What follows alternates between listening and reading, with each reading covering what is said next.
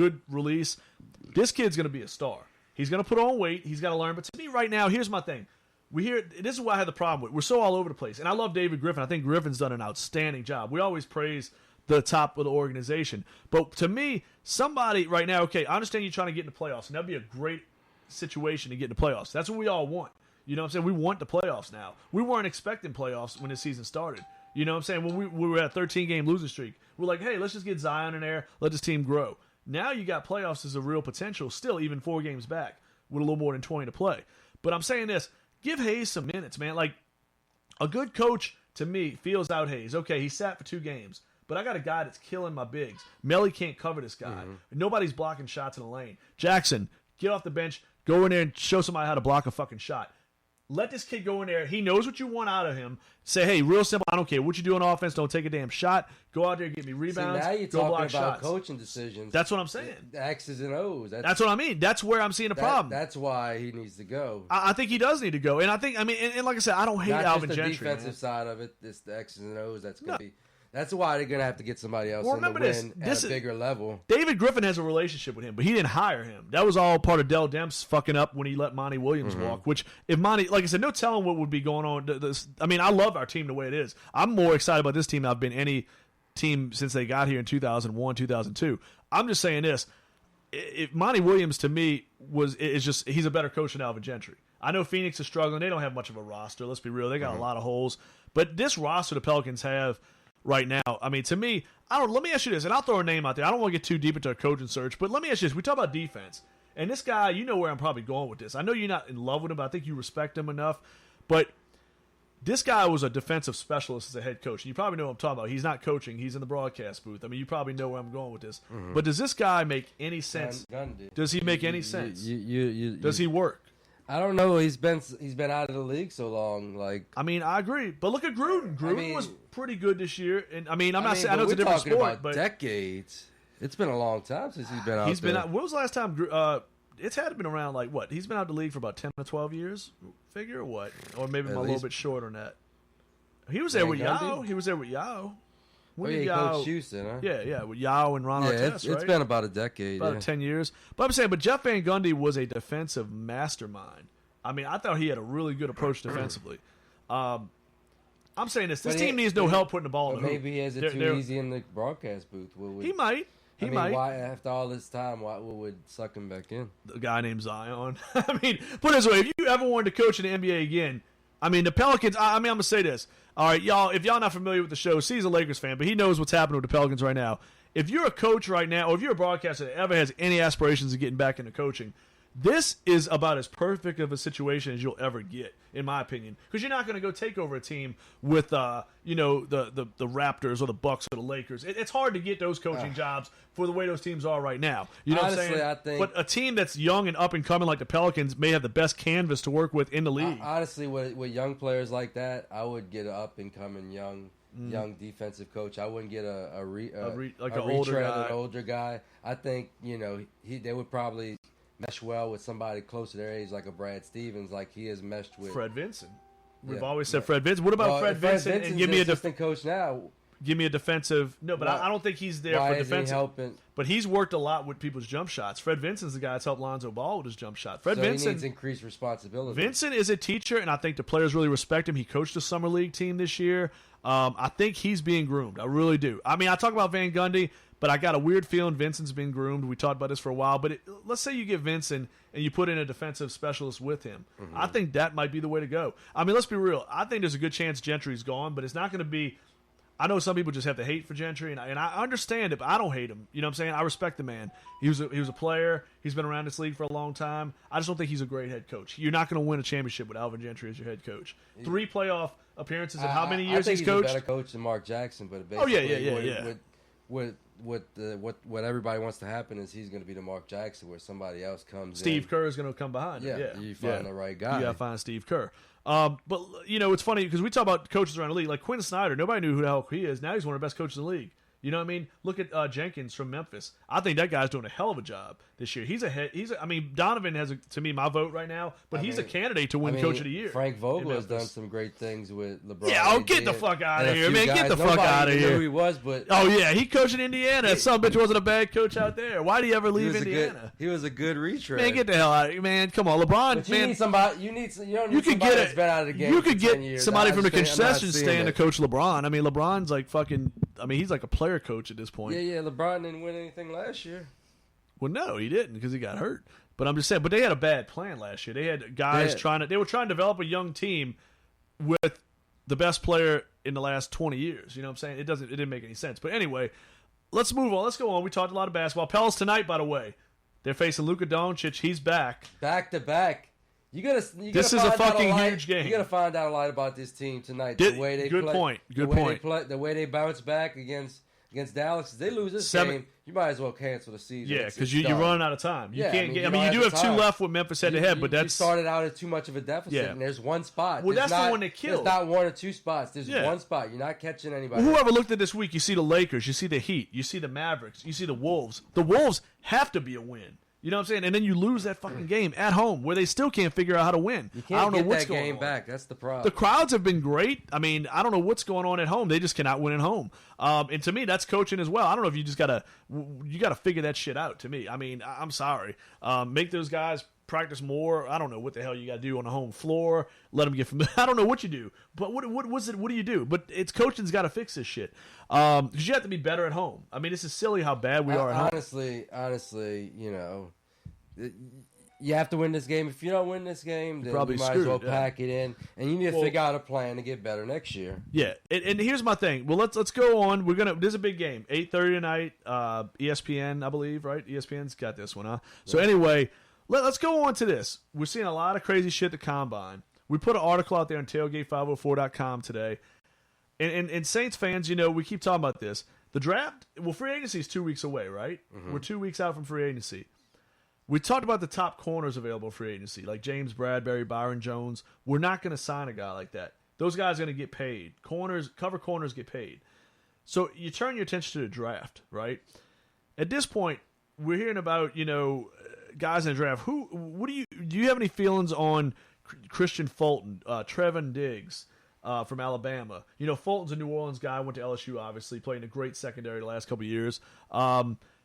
Henderson out of Florida had a great combine, ran a 4.39, I believe. C.J. Henderson. They said he upped his stock more than anybody from Florida. Florida's produced some really good defensive players as well. So you think the kid from LSU is going to slide that far?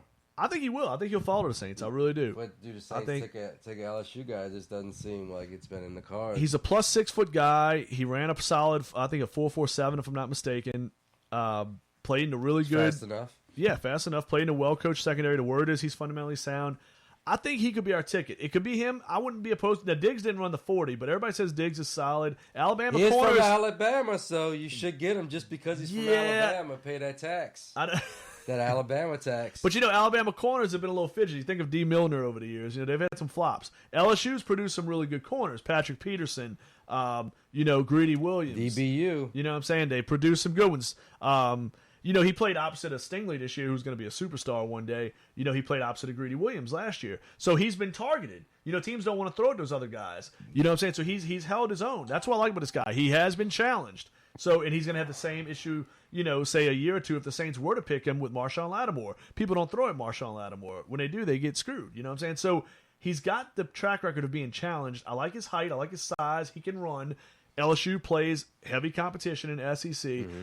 He's maybe a good choice. So that's what I love about all three of these SEC corners with Henderson, with Diggs, and with Fulton. Honestly, in a draft like this with so many good running backs and receivers, it benefits a team picking in the 20s that doesn't necessarily need to attack those positions early because that's going to push positions in need down further. That's going to push back a corner. That's going to maybe push down another offensive lineman, which I believe they should go either offensive line or I like what you said about the tackle situation. That would surprise people, but I like that. Offensive line or cornerback because you can never have enough good tackles. Let me ask you this. If one of those top 5 guys slide to you, you have to take them. Let me ask you this. Even if they get close to you, you might have to trade up. Does this make you more inclined to trade down? to go get both of those positions and maybe slide back a player or two that let's say you can't get Fulton. Say Fulton comes off the board. There's a chance he goes. And there's a Henderson and Diggs sitting there that you think, hey, 10, 12 picks from now, we're calling bluff on these teams. We can get one of these two corners. We like all three of these guys, but we can get two of them if we trade down. You know what I'm saying? Still. Then we could get maybe a mid-second round pick. I don't know. Some team might get froggy, see a player at 24 that they like, maybe one of these quarterbacks. Somebody might be high on Jordan Love. If you can turn or that first and the 2 second rounders, you have to do it. That's what I'm saying. That's what people don't. Teams, we keep saying this, and the fans are going to be pissed, some of them. But because if we don't make a draft pick on that night, people are going to be pissed. With that second round pick, go for those second round picks. Michael Thomas, you could Drew take, Brees. Yeah, exactly. Former second round picks, by the way. You could take whatever corner slides to you, the best one you like. You could take him with your first, second. And with that second luxury pick, now you can pick one of the top 4 running backs. You could. If that's the way you want to go. You could probably get one of the top 5 to 6 receivers. And with all the good ones, I have no doubt that the Saints could find somebody really good that has Pro Bowl potential. Right. No, I agree. I completely agree. Or you can get whatever other position. I mean, it's a luxury pick, and it's an extra guy that can start for you next year. It's funny you say, and I agree with that all the way, because I think they need that, because you don't have a ton of cap space right now. You know what I mean? I think they have a deep roster. Obviously, one of the deepest rosters in the league. I think the Saints have as much depth as anybody, but I think the trading down thing just makes too much sense. I know Peyton historically has wanted to trade up. We talked about Mark Ingram, Brandon Cooks on the last show. I'm not as, because to me these receivers, there's a ton of receivers in this draft. You can get a good receiver in the third round. When a draft is shallow, you trade up. When a draft is loaded, you trade down. Yep, you play it that way. You get as much cheap. You can get more cheap starters. Now you can start to get in that free agent market and make some things happen. And maybe you can get a corner. Imagine, Patrick Peterson. He would be the top option. But there's other guys that you can get into the market for. Maybe you can make something happen for a Darius Slay. Well, I mean, those guys, think about it. Not respected by his team. That's what I'm saying. People forget these players can be traded. That's what I'm saying. You got these guys that are getting a little older at corner. Like you said, they're not going to win in Detroit. They're not going to win in Arizona. I mean, he hasn't played good for the last 3 seasons. He just got picked up for, a 4th rounder? He could ease back. And if the Saints had cap space more, I would have loved to make that deal. I would have loved to take a shot at him. I would love to see him rehab his image. Yeah. The problem is he's going to make $15 million. That's what I'm saying. That's the problem. Years. And Denver had the cushion to take that in. Some people said they were surprised that the Jaguars got a 4th and 1, sending out a 4th to get rid of that contract. The Jaguars did very well in that, because there was even talk. I even saw a guy do a write up about gutting the whole thing. He hasn't played good for years. No. What you want to... But listen, here, check this out. I had a guy, because they said basically they're fucked with Nick Foles. Just to get on Jacksonville for a second. Talk about cap for a minute. This is how desperate people don't understand how crazy the cap can be, because people wonder, hey, why aren't the Saints not being super aggressive? Well, the cap is a real fucking issue. Nobody knows what's going to happen. They have rumors that it could expand by $30 million. There's rumors that it can be like, just a couple million. There was a dude that wrote an article on the Jaguars a few weeks back, and he was saying they might gut the whole damn thing. Move Fournette, try to freaking move Bouye, which happened. Honestly, some of the pieces on their the defensive coaching line. staff they brought in, they're not going to run the same type of offense. Might not. They're a bunch of pass-happy offensive coordinator and coaches. Because you made a good point. They're going to probably try to expand with Gardner Minshew and see what that's they have. Thing. And you're still stuck with Nick Foles' in the pocket and have him throwing instead of running the ball, 40 times a game. Well, you got the guy in house possibly with Minshew, but you still got to pay Nick Foles, who you can't. He's got an untradeable contract right now. The only thing they can do with him. That's what I mean. That's why you got to cut other players. No, they may have to do like the Texans had to do with Brock Osweiler and give him away, give up picks. a first or second round pick to get a team with cap space to hold him for you. Miami. Why not? If Tua's not 100% ready and they don't bring, is Fitzpatrick a free agent? Or is he under contract? I keep forgetting that. My mind just blew. No, but the team with the most cap Tampa space Bay? that can use a backup quarterback if they're not going to get one of these other guys that's on the market. Indianapolis Colts. Yeah, it's a possibility. He can compete to start there. It's a possibility because they might. The Colts might look at it this way. They might say, "Hey, we're not getting and they don't spend their cap space." Well, think about it. If I can spend my cap space to get a first or second round pick, yeah, or future compensation, there may be multiple picks involved. Well, let's be real. The Colts aren't going to, unless they're really high on a Jordan Love or Eason or somebody like that, or Justin Herbert maybe. Some people are linking him to Herbert. I don't. I almost like that more than I like Phillip Rivers going there. I understand Rivers going there. I get it, but Rivers to me, I'll be real with you. I don't think Rivers is winning shit. Some team's going to grab him because he's Phillip Rivers, but his game to me has diminished so much the past couple years. He looks slow for the league right now. He's always had that slow delivery, but to me, the game looks like it's gotten too fast. I heard that was a false positive with the Colts. I just don't. I mean, to me, I'm not buying Rivers right now. If I'm no team, the only team I'm buying Rivers is if I'm drafting a young quarterback.